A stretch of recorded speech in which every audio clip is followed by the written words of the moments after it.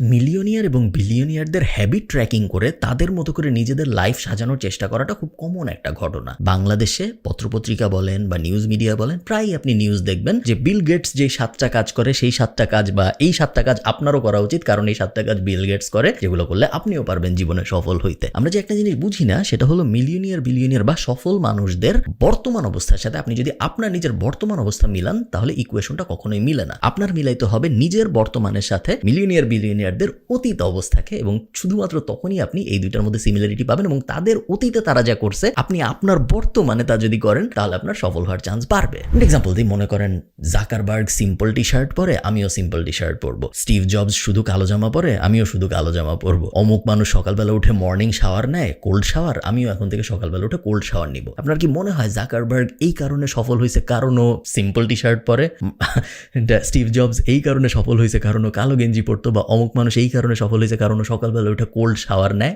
না, ওরা সফল হওয়ার পরে ওদের নিজেদের জীবনকে আরো অপটিমাইজ করার জন্য এই হ্যাকগুলো নিজেদের জীবনে ইমপ্লিমেন্ট করছে সফল হওয়ার পরে, আগে না। আপনি যদি আজকে সফল হওয়ার জন্য মনে করেন যে ও সফল, ও কালো গেঞ্জি পরে, আমি সফল হইতে চাই, আমিও কালো গেঞ্জি পরবো, তাহলে কিন্তু জিনিসটা হবে না। কারণ ব্যাপারটা এরকম না, আপনার তাদের অতীতে তারা কি করছে এটার সাথে নিজের বর্তমানকে মিলাইতে হবে। আপনার কি মনে হয় মার্ক জাকারবার্গ যখন ওই কলেজ ডর্ম রুমে ছিল, যখন ফেসবুক বানাচ্ছিল, তখন কি ও কি রঙের জামা পরবে এটা নিয়ে চিন্তা করতো না? বিল গেটস যখন ছোটবেলায় মাইক্রোসফট কোডিং করতেছিল, ও কি চিন্তা করতো যে আমি ভোরবেলা উঠবো না, আমি রাতে ঘুমাইতে যাবো? সারা রাত ঘুমাইতো না, 3 দিন 4 দিন টানাও কাজকর্ম করতো। আমরা জানি, আমরা ইলন মাস্কের বায়োগ্রাফিতে পড়ছি অফিসের নিচে চেয়ারের নিচে ঘুমাইতো টানা, ইভেন এখনো ঘুমায় অনেক সময় চেয়ারের নিচে। আইডিয়ালাইজ যখন আমরা করি, আমরা যখন আইডিয়াল লাইফস্টাইল সাজানোর চেষ্টা করি, অনেক সময় এই সমাজ, নিউজ, পত্রপত্রিকা, মিডিয়া এগুলো আমাদের এরকম একটা ধারণা দেওয়ার চেষ্টা করে যে অমুকের বর্তমান জীবন দেখায় আপনার বর্তমান জীবনে এমন হওয়া উচিত, এরকম একটা ভাইব দেওয়ার চেষ্টা করে, যেটা একদমই সত্য না। একটা মাত্র জিনিস, যেই জিনিসটা মিলিয়নিয়ার বিলিয়নিয়ার বা ইন জেনারেল সফল মানুষদের মধ্যে খুব কমন, ছোটবেলা থেকেই কমন, যে জিনিসটা আপনি আজকের থেকেই শুরু করতে পারেন, সেটা হলো বই পড়ার অভ্যাস। আমরা দেখছি মিলিয়নিয়ার বিলিয়নিয়ার বা সফল মানুষ যারা আছে তাদের সবাই কমন ব্যাপার, যাকেই জিজ্ঞেস করা হয়েছে আপনি ছোটবেলা থেকে কি করতেন, প্রায় সবাই বলছে আমি ছোটবেলা থেকে অনেক বই পড়তাম। আমাদের যে মেইন নলেজ, সেই নলেজ আসলে বিভিন্ন ধরনের বই টই পড়েই আসছে। এই ফিলোসফি ফলো করে আমি আমার জীবনে অনেক বই পড়ছি এবং আমি টাকা পয়সা, ফাইন্যান্স, বিজনেস বিষয়ক অনেক বইপত্র পড়েছি। আজকের এই ভিডিওতে আমি 7টা ফিলোসফি নিয়ে কথা বলবো, যে 7টা ফিলোসফি আমি বিভিন্ন টাকা পয়সা এবং বিজনেস রিলেটেড বই পড়ে শিখেছি। এই 7টা ফিলোসফি আমার ধারণা আপনাদের অনেক কাজে আসবে। চলুন শুরু করা যাক। আচ্ছা, এই ভিডিওটা স্পন্সর করেছে TapTapSend, যেটা হলো নন রেসিডেন্সিয়াল বাংলাদেশিদের জন্য টাকা পাঠানোর একটা অ্যাপ। এটা নিয়ে বিস্তারিত একটু পরে বলছি। 1 নম্বর ফিলোসফি এবং প্রবাবলি সবচেয়ে গুরুত্বপূর্ণ philosophy, if you don't respect something you will never get it. অন্যভাবে বললে, you can't get what you don't respect. শুনতে সহজ শোনাচ্ছে, বাট আমি একটু এক্সাম্পল দিয়ে বোঝাই, আপনাদের বুঝতে সুবিধা হবে, কারণ এই ভুল আমরা অনেকেই করি। আমি নিজেও এই ভুল অনেকদিন পর্যন্ত করেছি। আমরা যখন কোনো কিছু অ্যাচিভ করতে চাই, তখন মনের গভীরেই আমাদের ইগোর কারণে আমাদের মধ্যে একটা ভাব চলে আসে যে ও কি পারে, আমি ওর থেকে অনেক ভালো পারবো যখন আমি ওই সিচুয়েশনে যাব। আমি উদাহরণ দিয়ে বলি, মনে করেন অনেক নায়ক নায়িকা আছে যারা শাহরুখ খানের মতো হইতে চায় ইন্ডিয়ায়। এই নায়করা, স্ট্রাগলিং অ্যাক্টররা যারা চেষ্টা করতেছে নায়ক হওয়ার জন্য, তারা ওই বলিউডের আশপাশে, মুম্বাইয়ের আশপাশে যখন বিভিন্ন চায়ের দোকানে, বিভিন্ন রেস্টুরেন্টে গল্প গুজব করে, নিজেরা নিজেদের মধ্যেই বলে শাহরুখ খান কি পারে, ওই সিনেমায় কি করছে, আমি যেদিন হব, আমি যেদিন অ্যাক্টর হবো, আমি দেখাই দিব অ্যাক্টিং কি জিনিস, এই শাহরুখ খান তো কিছু পারে না। আমি অ্যাচিভ করতে যাচ্ছি উনি যেটা অ্যাচিভ করছে ওইটা, বাট আমি উনাকে রেসপেক্ট করতেছি না। এই কারণে আমার পক্ষে ওই জিনিসটা অ্যাচিভ করার চান্স খুব কম। এবং এই জিনিসটা আমরা টাকা পয়সা নিয়ে রেগুলারলি করি। আমরা বড়লোক হইতে চাই, আমরা অনেক টাকা অ্যাচিভ করতে চাই, আমরা অনেক টাকা আয় করতে চাই, বাট যারা টাকা আয় করে, যারা ব্যবসা বাণিজ্য দাঁড় করাইছে, যারা বড় বড় বিজনেস বা মাঝারি লেভেল বা আমাদের থেকে বেটার যে কোনো কিছু যারা করতেছে, তাদেরকে আমরা এনাফ রেসপেক্ট দেই না। আমরা বলি ও কি পারে, আমি আর কয়েকদিন পর দেখো আমার যদি এই 5টা জিনিস মিলে যেত তাহলে আমি ওর থেকে অনেক ভালো পারতাম। একটা ডিসরেসপেক্ট আমাদের চলে আসে পুরো এই ব্যাপারটার উপরে, এবং ওই ডিসরেসপেক্ট যদি আপনার উপর চলে আসে, চান্স খুব কম যে আপনি আসলে ওই জিনিসটা অ্যাচিভ করতে পারবেন। কারণ if you don't respect something, chances are very low that you'll never get there. Second philosophy, winning causes more wins. আপনি যদি জেতার অভ্যাস করতে পারেন জীবনে, তাহলে আপনি আস্তে আস্তে আরো জিতবেন এবং আরো বড় বড় জিনিস জিতবেন। এবং এই কারণে প্রত্যেক দিন বা প্রত্যেক সপ্তাহে বা প্রত্যেক মাসে ছোট ছোট উইন পাওয়াটা বা ছোট ছোট বিজয় পাওয়াটা খুব গুরুত্বপূর্ণ। এবং এই ফিলোসফির উপর ভিত্তি করেই আসলে গোল সেটিং এবং গোল অ্যাচিভ করার ব্যাপারটা আসছে। তার কারণ আমরা যখন কোনো কিছু উইন করি, আমরা যখন কোনো কিছু জিতি বা কোনো কিছু অ্যাচিভ করি, তখন টেস্টোস্টেরন থেকে বলেন বা মেন্টাল স্যাটিসফ্যাকশন থেকে বলেন, আমাদের মধ্যে ভালো ফিল আসে এবং আমাদের মধ্যে একটা স্যাটিসফ্যাকশন অ্যাচিভ হয়। যেই স্যাটিসফ্যাকশনই পরে আমরা হন্যে হয়ে আবার খুঁজি, যেই কারণে আমরা আরো ভালো করার বা আরো জিনিস অ্যাচিভ করার স্পৃহাটা পাই। এই কারণে কোনো ছোট উইনকেই নেগলেক্ট করা যাবে না যে কোনো কিছুতে যেখানে একটা ছোট উইনের সম্ভাবনা আছে, even if it is not related to your skill. মনে করেন আপনি একটা ব্যবসা দাঁড় করাইতে চাচ্ছেন, এখন আপনি গেছেন ব্যাডমিন্টন খেলতে যা যে আপনি জিতবেন, সেই জেতার যে ফিলটা, সেই ফিলটা আপনাকে ইনডিরেক্টলি আপনার ব্যবসায় ভালো করতে হেল্প করবে, কারণ প্রত্যেকটা জয় মানুষকে হেল্প করে পরবর্তী জয়টা পাওয়ার জন্য। ট্যাপ হলো এক দেশ থেকে আরেক দেশে টাকা পাঠানোর একটা অ্যাপ, যেটার অ্যান্ড্রয়েড এবং iOS দুইটা ভার্সনই আছে। এই অ্যাপ ব্যবহার করার 5টা সুবিধা।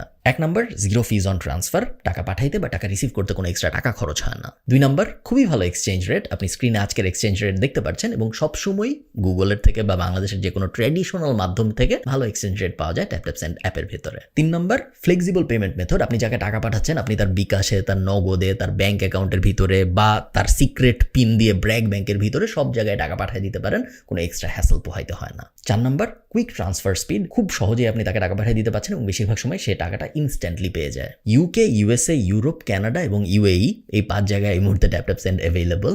আর আপনি যদি টাকা পাঠানোর সময় KF কুপনটা ইউজ করেন, তাহলে আপনি যাকে টাকা পাঠাচ্ছেন সে সবসময় 10 ক্রেডিট এক্সট্রা পাবে। সো আপনি 100 ইউরো পাঠাইলে সে 110 ইউরো পাবে, আপনি যদি 100 দিরহাম পাঠান তাহলে সে 125 দিরহাম পাবে। সব বিস্তারিত ডেসক্রিপশনে উপরে বা নিচে কোথাও দেওয়া থাকবে, আপনারা চাইলে চেক আউট করতে পারেন ট্যাপ সেন্ডকে। চলেন ভিডিওতে ফেরত যাওয়া যায়। Third philosophy, never be too comfortable if you don't want to decline. এটা শু ডগে, আমি যদি ভুলটা করে থাকি, ফিল নাইট এরকম একটা বলেছিল, আপনি হয় গ্রো করেন অথবা আপনি মরে যান, either you grow or you die, এরকম একটা কোড ছিল, আমার এক্সাক্ট কোডটা মনে নেই, আমি শু ডগের ভিডিওটাই বলছিলাম, আমার মনে আছে। আপনার সবসময় চেষ্টা করতে হবে গ্রোথের। এরকম কোনো অবস্থা আপনার জীবনে আসবে না যখন আপনি স্টলিং, আপনি জাস্ট সার্ভাইভ করতেছেন, এরকম জীবনে কখনো হয় না। জীবনে সার্ভাইভাল করা যায় না, হয় আপনার উপরে চলে যেতে হবে অথবা আপনি পড়ে যাবেন। রাস্তা কখনোই সমান থাকে না, রাস্তা প্রতিনিয়ত এমন হইতে থাকে এবং একমাত্র উপায় জীবনে জেতার হলো কনসিস্টেন্টলি উপরে ওঠার চেষ্টা করা, কনসিস্টেন্টলি নিজের সাথেই কম্পিট করে গ্রো করার চেষ্টা করা। আপনার যদি মাথায় এরকম আসে, এখন তো আমি মাসে 60,000 টাকা আয় করি, বা এখন তো আমি মাসে 2 লাখ 3 লাখ 5 লাখ হোয়াটএভার অ্যামাউন্ট আমি আয় করি, আমার তো আর দরকার নেই, আমি এভাবে চলতে থাকি, একসময় আমি রিটায়ার করবো, তারপর আমি মরে যাবো। কিছুদিনের মধ্যে আপনি দেখবেন আপনার আস্তে আস্তে ডাউনফল হওয়া শুরু হবে, আপনি বুঝবেন না কোন দিক থেকে ঝামেলা আসা শুরু হবে, আপনি বুঝবেন না কোন দিক থেকে বিপদ আসা শুরু হবে। ওই 50,000 পার মান্থ বা 2 লাখ টাকা পার মান্থ আস্তে আস্তে কমা শুরু করবে। আপনি হঠাৎ করে রিয়ালাইজ করবেন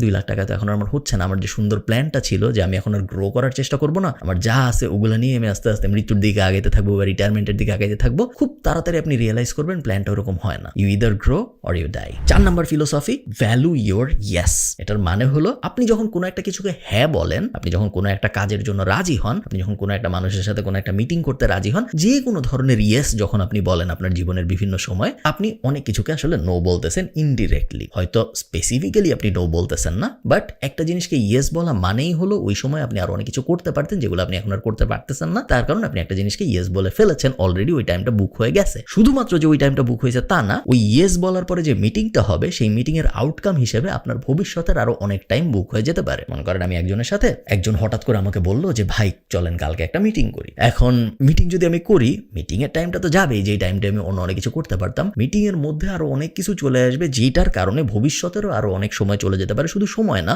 অর্থ চলে যেতে পারে, আরো অনেক ধরনের ঝামেলার সৃষ্টি হতে পারে, যে ঝামেলাগুলোর সৃষ্টি হয়তো হইতো না যদি আমি ফার্স্ট ইয়েসটা না বলতাম। So value your yes very carefully. সবকিছুকে হ্যাঁ বলা বন্ধ করেন, খুব কম জিনিসকে হ্যাঁ বলেন, তার কারণ আপনার ইয়েস আপনি যতই অ্যাভেলেবল করবেন মানুষের কাছে, ততই আপনি দেখবেন আপনার নো বলার সংখ্যা বাড়বে উইদাউট ইউ ইভেন নোয়িং। আপনি বুঝবেনও না যে আপনি জীবনের কত কিছুকে নো বলে ফেলতেছেন জাস্ট বিকজ আপনি একটা দুইটা জিনিসকে ইয়েস বলে ফেলছেন। 5 নম্বর পয়েন্ট, এই পয়েন্টটা নিয়ে মাস্টারের ভিতরে রবার্ট গ্রিন কথা বলছে, পিটার থিল 0-1 এর ভিতরে কথা বলছে। হাই ভ্যালু স্কিল বানানোটা খুব বেশি ইম্পর্টেন্ট। আপনি যদি অনেক টাকা আয় করতে চান তাহলে আপনার অনেক বড় প্রবলেম সলভ করতে হবে এবং অনেক বড় প্রবলেম সলভ করার জন্য হাই ভ্যালু স্কিল লাগে। এই দুনিয়ায় এখন আর আমরা নাই যেখানে মিডিওক্রিটিকে রেসপেক্ট দেওয়া হয়, মিডিওক্রিটিকে রেসপেক্ট দেওয়া হয় না। আমি এক্সেল অত ভালো পারি না, মোটামুটি পারি, দেন দেখি করতে পারবো মনে হয়, এই ধরনের মানুষের কোনো দাম নেই এখন আর। হয় আপনার বলতে হবে আমি এক্সেল একদমই পারি না, অথবা আপনার বলতে হবে এমন কিছু নাই দুনিয়ার যেটা এক্সেল রিলেটেড এবং আমি পারবো না, তুমি দাও, দিয়ে তুমি ঘুমায় যাও, তুমি যখন ঘুম থেকে উঠবা তুমি দেখবা এক্সেলের প্রবলেমটা সলভ হয়ে গেছে। আপনি যদি মাঝখানের মানুষটা হন,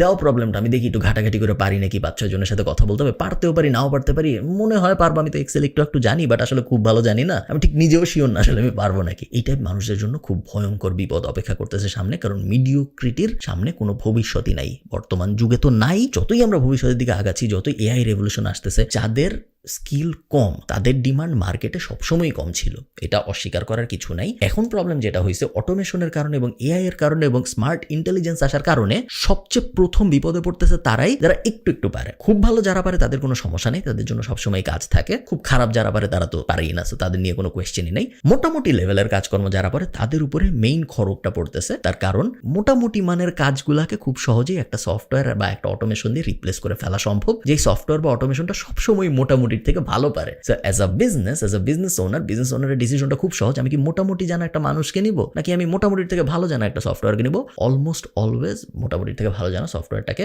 বিজনেসম্যানটা নেয় এবং এই মোটামুটি জানা মানুষটার মার্কেট থেকে সরে যেতে হয়। 6 নম্বর লেসন, ওয়ার্কিং হার্ড এবং ওয়ার্কিং স্মার্ট দুইটাই এক্সট্রিমলি ইম্পর্টেন্ট। একটার সাবস্টিটিউট না, একটা দিয়ে আরেকটা থেকে বাঁচা যায় না, দুইটাই অনেক বেশি করতে হয় এবং শুধুমাত্র দুইটাই যারা অনেক করে তারাই জীবনে ভালো করতে পারে। শুধু ওয়ার্ক হার্ড করে যে কিছু হয় না, এটা আমরা জানি। হার্ড ওয়ার্ক একজন রিক্সাওয়ালা আমার আপনার থেকে অনেক বেশি করে। এই যে আমি ভিডিও বানাচ্ছি, এমন কোনো হার্ড ওয়ার্ক না। যদি আমি কম্পেয়ার করি এটাকে 8 ঘন্টা রিক্সা চালানোর সাথে, বেশিরভাগ মানুষই বলবে ওইটা অনেক বেশি কঠিন হার্ড ওয়ার্ক কম্পেয়ার টু এই ভিডিও বানানো বা ইভেন আমাদের এজেন্সি চালানো বলেন, এমন কোনো হার্ড ওয়ার্ক না যদি আমি রিক্সা চালানোর সাথে কম্পেয়ার করি। স্মার্ট ওয়ার্ক যদি শুধু হইতো, শুধু স্মার্ট ওয়ার্ক করতেছি আমি, বাট হার্ড ওয়ার্ক করি না, আমি দিনে 1 ঘন্টা এজেন্সি চালাই বা আমি বছরে 5টা ভিডিও বানাই, যেই স্কিলই আপনি বসান, শুধু স্মার্ট ওয়ার্ক দিয়েও কিন্তু খুব বেশি আগানো যায় না। একমাত্র তারাই ভালো করতে পারে যারা অনেক হার্ড ওয়ার্ক করে, একই সাথে অনেক স্মার্ট ওয়ার্ক করে। একটা আর একটা সাবস্টিটিউট না, অনেক স্মার্ট হবো এবং কম কাজ করব, অথবা অনেক কাজ করব কিন্তু আমার অত স্মার্ট হওয়া লাগবে না, এভাবে হবে না।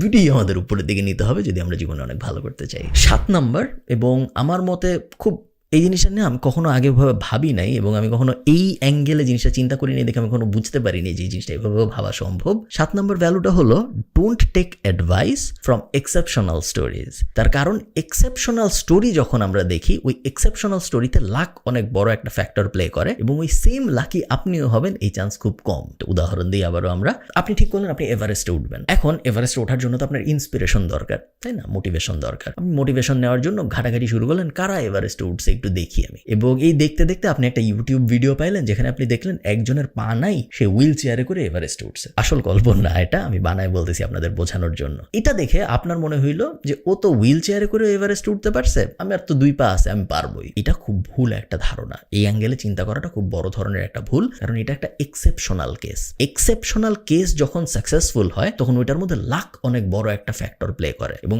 আপনিও এনাফ লাকি হবেন, একই রকম ওই হুইল চেয়ারের লোকটার মতো এনাফ লাকি আপনি হবেন, এটা আপনি ধরে নিতে পারেন না। কারণ লাক কখন কার উপর আসবে এটা কেউ জানে না। যেহেতু এটা কেউ জানে না, আপনি যদি এইটার থেকে মোটিভেশন নেন যে ও হুইল চেয়ার সহ পারছে, আমার তো পা আছে, আমি তো পারবোই, আপনি এই জিনিসটা ইগনোর করতেছেন যে ও অনেক লাকিও ছিল এবং আপনি লাকি হবেন নাকি এটা আপনি জানেন না। এটা কোনো কিছু দিয়ে মেজার করার কোনো উপায় নেই, মাপতে পারবেন না আপনি যে আপনি আসলে লাকি হবেন নাকি হবেন না।